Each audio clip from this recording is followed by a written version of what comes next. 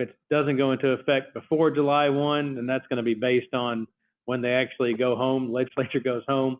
So it might have to actually wait till the next fiscal year, but that's out of our control at this point. But long term, it would allow the board the authority to waive it on a year-to-year basis as opposed to forever or in perpetuity until it's below that $500,000 threshold. Thank you. Thank you for the explanation. All right. And Lauren, welcome to E&E. Look forward to working with you and meeting you in person. Gordon? All right, ready to go. Well, Shane, thank you for all your words. It sounds like we're lucky to have you, and and also that sounds like you have your finger on the pulse of our industry, and I'm glad that you're working with us, and look forward to meeting you soon. So, thank you. Moving forward, yes, sir, man. Thank you. I appreciate it. It sounds like you got a lot of knowledge, and we're going to offer a lot to our board, so I appreciate it. With that being said, we'll move forward with the reading of the minutes or motion to suspend. Or can I entertain? We suspend the minutes. I second that. Okay, all in favor? Aye. Aye. Any opposed? All right, so the ayes have it. And with that being said, I'm going to ask the director to do his thing. Okay. So we have no class 1 permits to bring before the board at this meeting.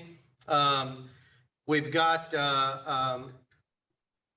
2 applications that have been approved for one for a class 3, one for a class 4.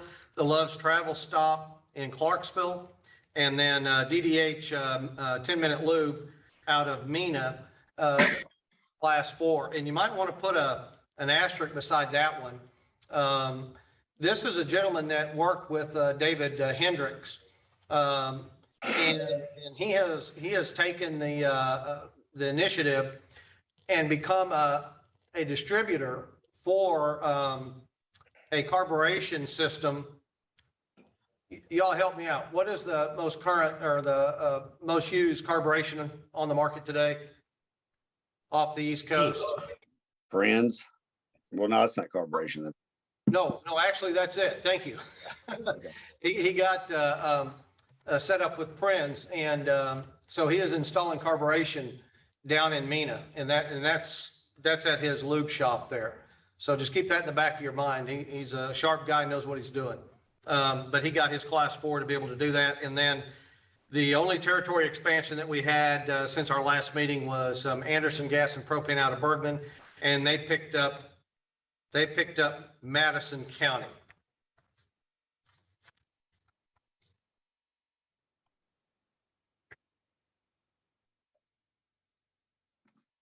And that's all that we have as far as permits and territory expansions. Gordon? Okay. If you're ready. Are there any other matters, I guess, that'd be brought before the board? There is, and we've got. I'm going to admit the serviceman for Anderson's up in Bergman. John Lashley's his name, and he would like to address the board with a problem that he's got with some people selling generators. And then we've got some more information about that as well. Okay. Give me just a second. We'll get him in here. We were also going to be joined by Kevin Green, and I can tell you what he wanted to talk about. I don't see that he is on with us. Where are you at, John? There you are. John, can you hear us?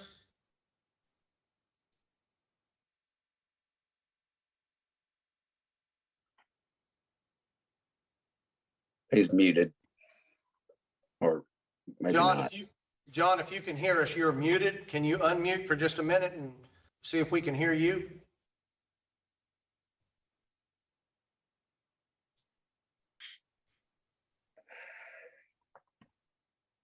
Okay, can you hear me now? I can. We can. Can. He just muted again. I think that was me. I was sending it. There you go. I'm sorry, John. I did that to you. No, I apologize. This is all new to me, so. Yeah, well, we're not rocket science down here. I mean, we've got some issues. We're trying to get everything going, but appreciate you being with us from up north on the line. And John, I just did a little precursor to let him know what you wanted to address the board about. But if you would, go ahead and just let us know what you're seeing in the field up there as it relates to businesses that are selling and installing generators. Okay, absolutely. I'll be more than happy to. I appreciate very much the opportunity to address my concern. Again, you probably already relayed generator companies is what really made me start thinking about it, but it could apply to heating and cooling companies, plumbers, handymen. Those are making changes to our customers' gas systems. Speaking for us as a company or as a provider, many times we're not notified of changes made to a system. Those changes are noticed maybe by a usual gas hauler paying close attention, or when we get called out because something doesn't work. And I do realize this responsibility falls on the customer, and we do tell the customer they must notify us of any changes that are made to their system or any interruptions in service. But many are not reported. We just don't know about them. The two main problems that I see are either code or safety violations or proper sizing problems. I would say that many of these installers are either not aware of or maybe not overly concerned with the code or safety violations, such as, regulator placement or venting requirements of regulators or acceptable locations for specific types of piping. The sizing issues that I see, the proper pipe sizing and the proper distance, especially the generator contractors and sizing tanks and vaporization capacities. You need to look at what is already on the existing system. They may have a tank large enough to support that generator, but maybe we didn't take into account they run a tankless water heater or an outside package unit. I've had that happen many times. Will the system be overloaded once a generator is added to it? Ultimately, the customer is not going to be happy when everything will not operate, or something is damaged, or something is sooted up, or maybe possibly they only have 1 or 2 days of runtime. For someone in a remote location, that's a bad situation, and it leads to an unhappy customer. And it could have been a conversation that we had up front and made it a more appropriate plan. We know what to look for. We know how to handle it and all. But if we only find out there's a problem when we happen to stumble across it, or we get a call when something is not working for a customer, and that's probably a best case scenario. I really don't want to find out after there's been an accident that we could have avoided or done something about in the first place. And I do realize that, we do rely on the customer to notify us when they have changes made to their systems, but it's just, it's something I see on a fairly regular basis. So that's my concern. John shot me some pictures of what he was dealing with up there and who the company was that did the install. And I got a hold of them, and this particular company is Tri-State Water, Power, and Air, and they're out of the Boot Hill of Missouri, and they've got an office also in Bryant. And spoke with their employee that was over scheduling the installations and in charge of the installation crews that were going out doing the installation itself. And when I asked him who has the certification or the permit, he responded and said, well, I'm a master plumber, and I understand that no permit or certification is required in the state of Arkansas. And, I told him that's correct when it comes to plumbing. And then I asked him, I said, did you do the installation? And he said, no, I didn't. He said, my guys did. I said, well, they're not certified. And, he's a good guy. He understood this particular situation. They installed a second stage regulator less than 2 feet from an AC condenser. So if there was a hole in the diaphragm or the relief valve relieved, it could be a bad situation. So what's happening, and we've got 2 other examples of what's going on in this industry. I got a call from an individual company up in Pocahontas, and they were out doing some service work and noticed a new house being built beside where they were. They walked over, met the owner, and solicited them and said, are you going to be using propane? And he said, absolutely. I'm going to have a lot on propane. And he said, well, we can set you a tank. We'd like the opportunity to visit with you. And he said, there's no need. I already have a tank. And so he had purchased an underground 500-gallon tank from the generator company, dropped it in the ground. There was no cathodic protection or anything. And then this company had run CSST through a concrete slab. And this is new construction. And of course, the consumer is just livid because now they've got to bust out. These people don't know what they're doing. We also had a company up in Paragould that we noticed had a number of 1,000-gallon tanks on their yard. And Wendell has went by a couple of times and visited with them. And what's going on there is Generac understands that it is difficult for a generator when they get a lead and somebody is ready to put in a generator. If they don't have a good working relationship with a propane dealer, then they're going to lose that sale. And so not wanting to do that, they're saying, well, let's just sell the tanks and do the install ourselves. All right. And I think that's where we are. I don't think these are bad people. I don't think they're wanting to do things wrong. I think they're trying to make a living. And while they're making a living, they're building load for the industry. So we want to work with these individuals, but we got to make sure that it is done right. And that the consumer is taken care of, and everything is safe. The individual from Tri-State up in Kennett, they are wanting training. They're wanting to do it right. They're wanting to obtain their permit. And I got a call from a gentleman that offers third-party training. Rachel, do you remember where he was from?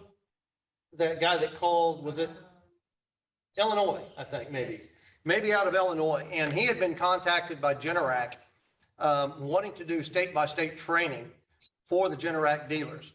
And so we have some opportunity here to make sure things are done right and to partner with them. But now, having said that, Gordon, if I would like to hear if any of the board members have experienced this or what your thoughts are on this, because it is taken off. It is, there's a lot of generators being installed across this nation.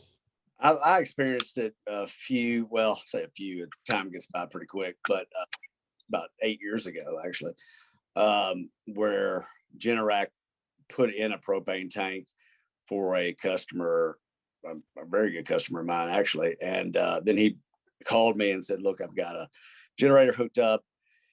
Tank's already here. Just need to get it filled. So of course, I addressed to him at that moment. I said, we can't fill anything, unless we have to do an inspection on the, install. And he was a little surprised by that.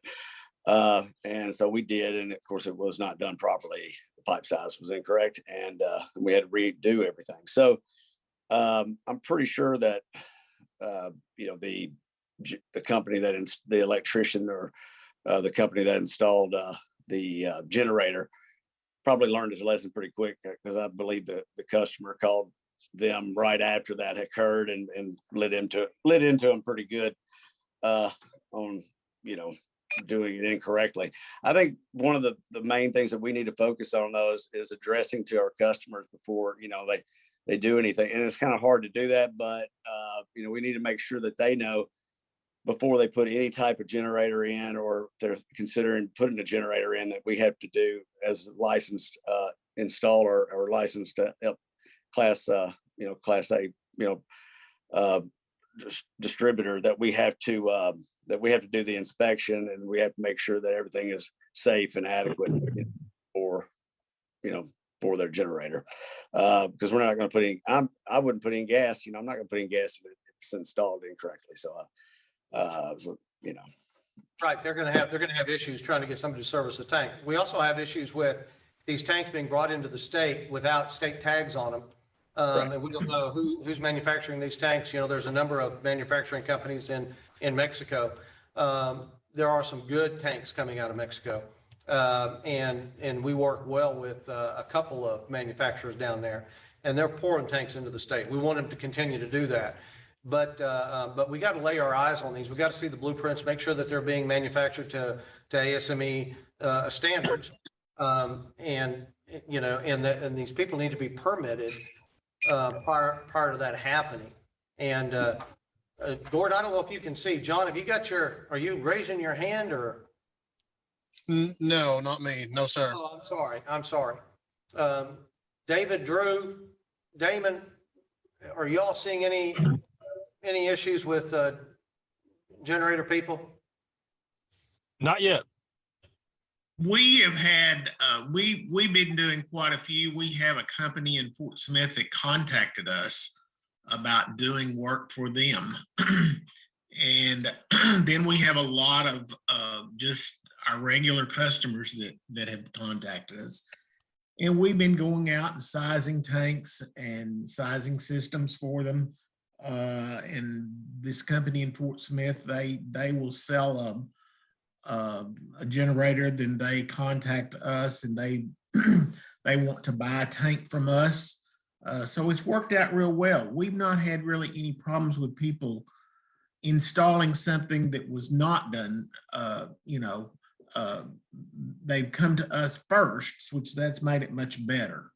But it's a growing business. It is. Yeah. Well, and I think, Kevin, again, I'm repeating myself a little bit. I don't think it's going to happen too often. Whoever, the provider is, the electrician or the company that's providing, the service of installing the generator, and they're trying to do a turnkey, deal for the customer. To me, thinking realistically, that's probably not going to happen too many times, because if they're doing it incorrectly, it's going to cost them money. So, but I can see it, being a safety issue, and yes, it needs to be addressed. Well, and in some instances, the people that have sold the generator have sent their people out, and they've actually tied into an existing pipe, existing yard line that one of our dealers has put in. And then there's a question of, okay, at that point, who is responsible for this? Well, and to add to that, if the system's ever broken, it's whoever breaks the system is responsible.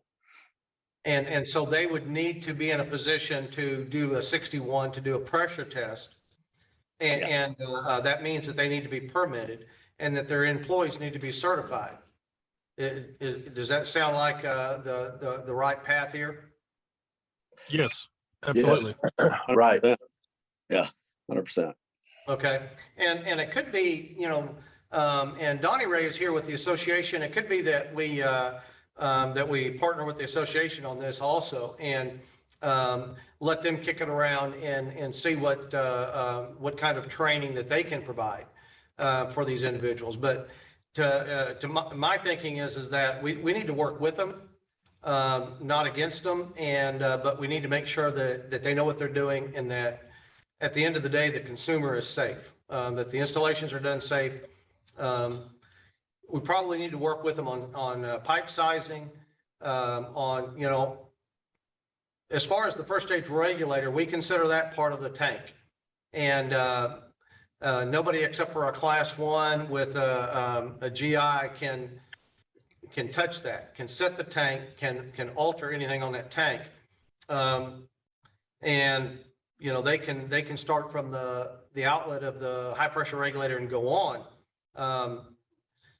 So we need to make sure that they're trained. And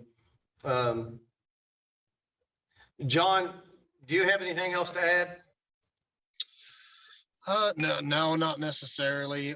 We do on average 5 to 7 generator installs a week as far as the piping goes. And we have a very good working relationship with multiple companies. And like anything else, you kind of recognize who will potentially possibly be a problem whenever you see them coming. Same way with certain plumbers, over time you kind of recognize ones that are more often to have issues than others, and ones that never do. So yeah, I think, and I think John brought up something that's probably a good point.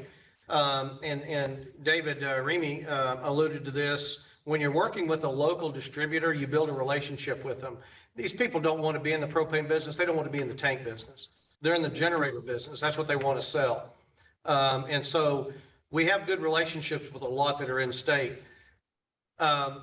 Maybe the problem is going to exist more with out of state coming in. They don't have a relationship built. They can't pick up the phone and have know a name. And so they're the ones that are frustrated. They're the ones that are pushing, well, we just need to do the whole thing. When we send a crew down there, let's just knock it all out. And so, you know, maybe there's more of an issue with out of state distributors than in. And that could be very well the case. Kevin, this is Damon. I got a quick question. The company that bought the generator company that bought the tanks, what was your response to them, and how did you go about solving that? Well, the ones that have tanks in state, we have not identified the generator company that put the tank in. This was a 500-gallon underground, and we've not identified those. Wendell, we don't know that company, do we? We don't know who that company was. We suspected it was one that had tanks on the yard, but Wendell found out yesterday it was not them. So there's somebody else out there. I've not addressed that situation yet. Yeah, we need to be sure to stop that, or Absolutely. get it corrected. Absolutely. Okay, Gordon, I don't know that we need any motion on this, or just. And we can motion to table if you'd like, and then for discussion next meeting, if you think that's necessary. What do you think? If you all would like, I will pursue putting something together that we can offer training to all the generator companies. We've done some training here at the board with the large, I don't think they're Generac, I think they're Kohler. Actually, Larry, they're out there by you guys. You know the name of that generator that's off the North Shore out there?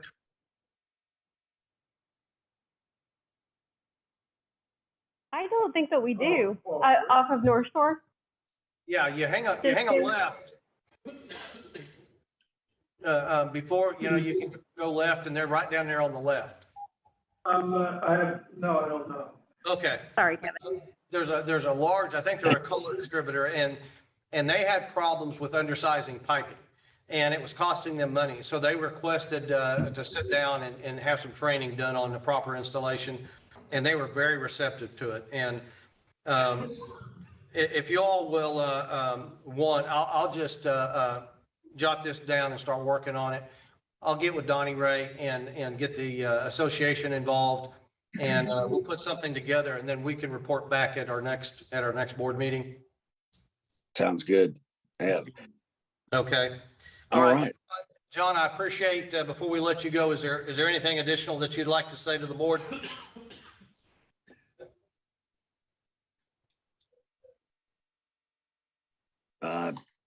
Let's see here. I think he's on mute.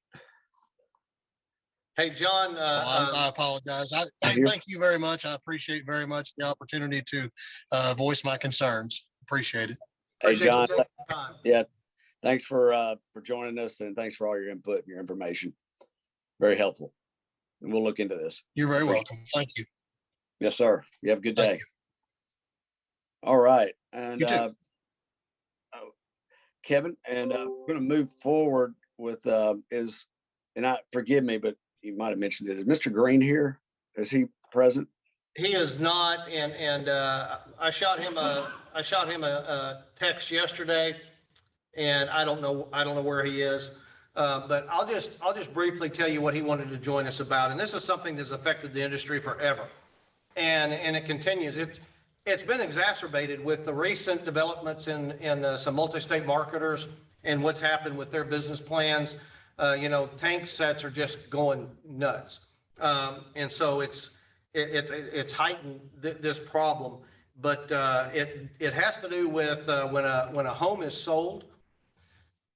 Quite often, the realtor that is handling the deal either indicates that the tank is part of the house, it goes with the house. And that has caused all kinds of problems. This is something that we've dealt with forever.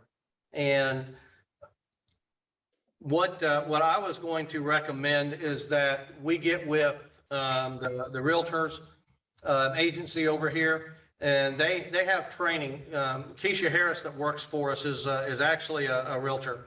And I was discussing this with her, and they have ongoing training just like we do in our industry. And we could get with that agency and just visit with them and ask them to make this part of their training. That, you know, the majority of the propane tanks that are setting out domestically belong to companies, not individually owned. But most of the tanks that are there when the home is sold is being presented as going with the house. So just get with them and present to them some training material that they can add. Have you all thought about this or have any other recommendations to address this? No. Not this time. All right. So you all good with just handling that way? Yes, sir. Logical way. Yes. Sounds good to me, Kevin. Okay. All right, and that's all we had. Oh, no, wait a minute. We've got training. Donnie Ray? Donnie Ray is here in the audience from the association. And why don't you step over here? Can you see Donnie Ray right there? Yes, sir. Yes. Might be Yeah. small in the window, but Hello, everybody. How are y'all? Hey, Donnie. Hey. Well, we've got our safety meeting set up for the state safety meeting. We're having 13 meetings, starting early in April, going around the state. And we're going to be training on leak check, pressure test, flow test, and lockup. And then we're also going to be covering the state forms for installation and commercial installation and gas check only, or leak check only. We'll be talking about those, and pretty excited about that. We got it lined up, and look forward to kicking that off. Another thing that we've got going that you may not have heard about is we have 3 schools in the state of Arkansas that have received a $10,000 grant from National PERC. And really excited about this. We've got a high school down in Texarkana that's getting it. We've got a Wonderview High School north of Marlton that's getting it. And we've got college over at BB. And what this is, it ties in with their heating and air class. But they're being shipped a real nice regulator board to each one of those schools. And I'll be their propane advisor. We're actually going to make sure they have a couple of propane appliances installed and get a propane tank. And then I'll go there a couple of times and do some training with the regulator board and the other part. But it's adding propane to their heating and air curriculum and getting some young people a little education on propane. that's very good. And Donnie Ray, what is your official title with the association? So I'm the vice president of the Arkansas Propane Gas Association. He's a vice president, and so glad that happened. I think it was a very positive move, and sure makes my life a lot easier working with somebody that's close where we can run in and talk. I know it was a burden on Steve to try to get down here from Columbia. So I'm glad that Donnie is on board with the association and taking care of our training. And Yeah, thanks, everybody. We'll be, excited to get moving and have more training and, introduce more training as we go. But thank you all. Look forward to working with you. Hey, thank you, Donnie. And I know you're going to be a big asset. I know you've been in the industry for a long time, and it'd be very helpful to all of us. Thank you for your service. All right, moving forward, I'm going to turn over the meeting again to the director to go over the financial. okay, I think I emailed this out. Oh, also with in regards to the training that Donnie mentioned, we emailed out to 70 different emails addresses yesterday the schedule and the 40-hour school. David, Remy, did you get that? Yes, I sure did. All right. Drew, can you guys confirm, did you get that or would that? Yes. Okay. Yes. All right. And I think that Steve will probably be turning around, or Donnie, and mailing that out as well. Okay. If everybody has this, or if you can see this, just want to run through the financial report. All of these figures are through February for FY23. Our expenses to date are $328,335. The revenue through that same time frame, February, is $590,194. And then the comparison for last year is $297,805 for expenses, and $574,339 for revenue for that same period of time. And, since we went to collecting everything like we do, everything is kind of leveled out, and we're seeing where we're pretty close each year for revenue. And then the individual months are across that. I want to also every time remind everybody that if you have any questions about our expenses, give us a holler. You can also go on to Arkansas Transparency under our agency, and you can look at the expenses there as well. Does anybody have any questions about expenses? No. Financial report. All right, Gordon, if you would entertain a motion to accept the financial report. Yeah. I'd like to entertain a motion to accept the financial report. Can I get a motion? I'll make a motion. And a second. All right. Motion and a second. So all in favor? Aye. Opposed? So the ayes have it, and moving forward. Okay. Just wanted to bring this up. We got the new sign installed and wanted everybody to get a shot at that. That Charlie and Pat joined us from PC&E many moons ago. And so we started working on redoing our sign, and that's been done and installed. And so that's what you all will see when you pull up. You're at the right location. And so wanted to let everybody know that has been done and installed. Okay, any questions about any of that so far? If not, the last time that we met, we had discussed the possibility of giving a grant to the association in the amount of $50,000. That was going to be done through our appropriation bill. And that was made and decided at our last meeting, which was in December. Our bill typically comes later in the session. It was one of the first bills to be filed. And before we knew it, it was in committee. Before we knew it, it was out of committee. It was passed, and it's already an act. And so that opportunity to add that $50,000 to the appropriation for this year failed to happen. I think that the current secretary supports this. I think our governor supports this. I think it was a timing issue with the change of administrations, both with the governor and with the cabinet secretary. Larry, would that be fair? The way I characterize that? Yeah, that would be a fair characterization. Okay. And so this can be looked at with our can this be readdressed, Larry, at our next appropriation? Yeah. Okay. All right. So wanted to let everybody know about that. And I shared this with Steve and Donnie the other day.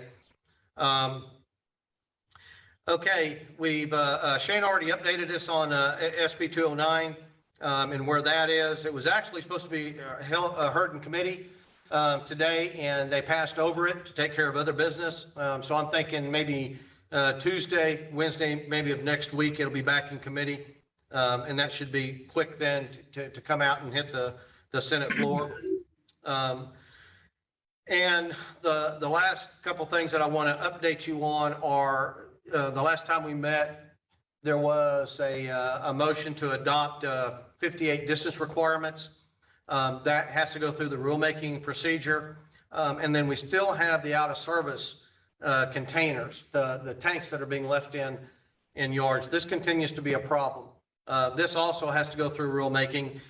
Not only did we have a change in administration at the governor and the cabinet level, but as Sarah can attest, we also at the AG's office.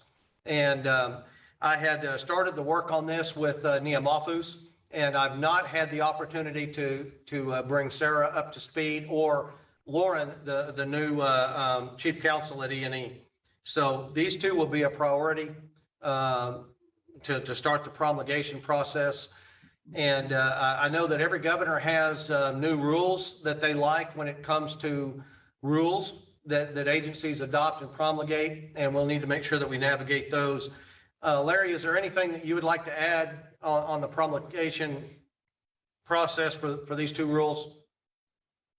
No, they're moving through the process. It's just the renumbering system that all state rules are going through. Okay. All right, thanks.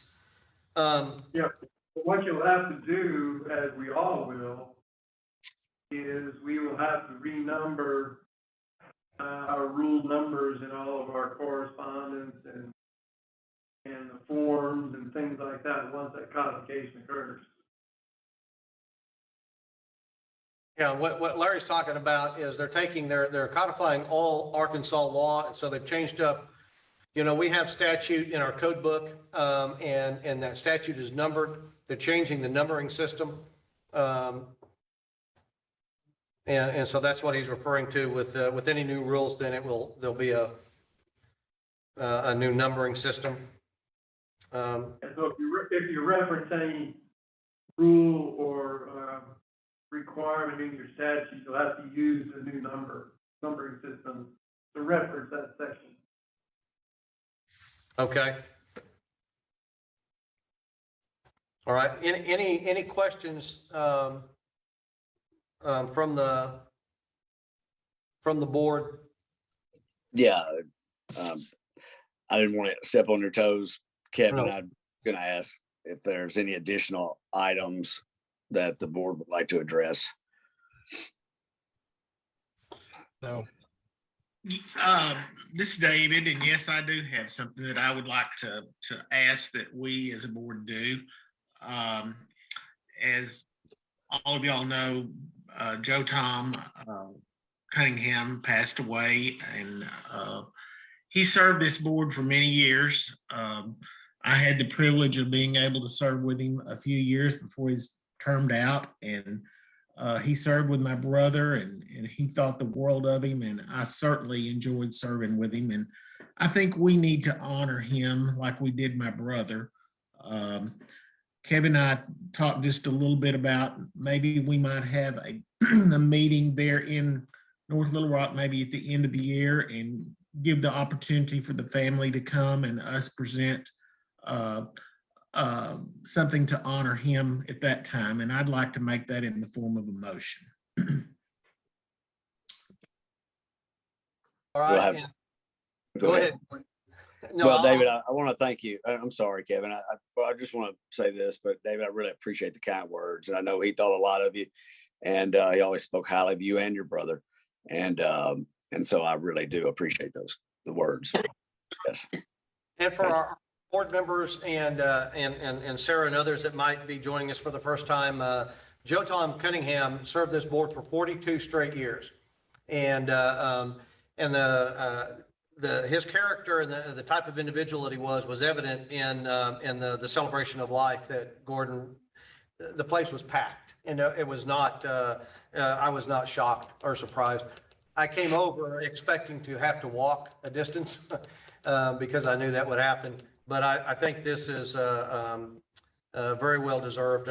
When you drive from West Helena to North Little Rock to Little Rock and then to North Little Rock starting in 2000 for 42 years straight to support the industry.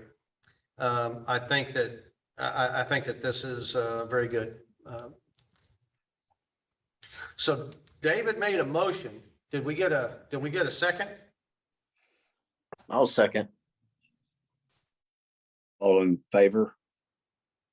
Aye. Aye. Any opposed? All right, well, the ayes have it, and thanks again, David. I know that that myself and my family will be very appreciative of that, and thank you for the acknowledgement. We'll get with Kevin and we'll try to get that set up. And like I said, I think the proper time would probably be do it in an in-person meeting at the last meeting for this year. Yeah, that sounds good, and thanks again. Sure. And well, with that being said, I guess ask for a motion to adjourn, unless anybody else has anything else to add. No, I'll add one last thing just to let you all know. Rachel Crane, who has acted as our fiscal support for the last year and a half, is that right? Or last year? Year. Will be leaving us. Her last day will be a week from tomorrow. And want to let you all know that the position has already been posted. And so I'll keep you appraised of what's happening there, but did want to let you all know that. All right. Well, Rachel, thank you for your service, and good luck to you in the future. And any other words or any other additional items that anybody would like to address? All right. So with that being said, again, would like to entertain a motion to adjourn. I'll make a- All right. Motion and a second. So we are officially adjourned. All right. Appreciate you guys.